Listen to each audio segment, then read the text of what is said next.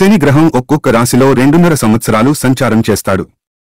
జాతక చక్రంలో చంద్రుడు ఉన్న రాశి నుంచి 12వ రాశి, 1వ రాశి, 2వ రాశిలో శని సంచరించడాన్ని ఏలినాటి శని అని వ్యవహరిస్తారు. అదేవిధంగా చంద్రుడు ఉన్న రాశి నుంచి 8వ రాశిలో శని సంచరించడాన్ని అష్టమ శని అని, చంద్రుడు ఉన్న రాశి నుంచి 4వ రాశిలో శని సంచరించడాన్ని అర్ధాష్టమ శని అని వ్యవహరిస్తారు.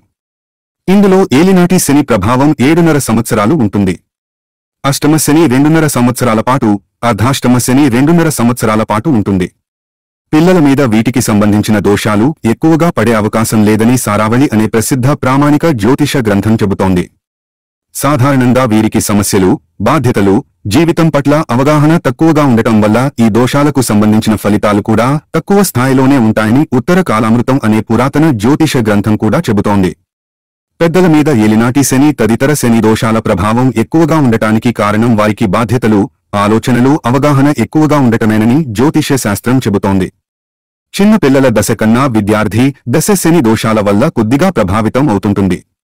విద్యార్థి దశలో ఉన్నప్పుడు కొద్దిగా దారి తప్పడానికి, లక్ష్యం నుంచి దృష్టి మరలటానికి, చెడు స్నేహాలకు, చెడు అలవాట్లకు అవకాశం ఉంటుంది.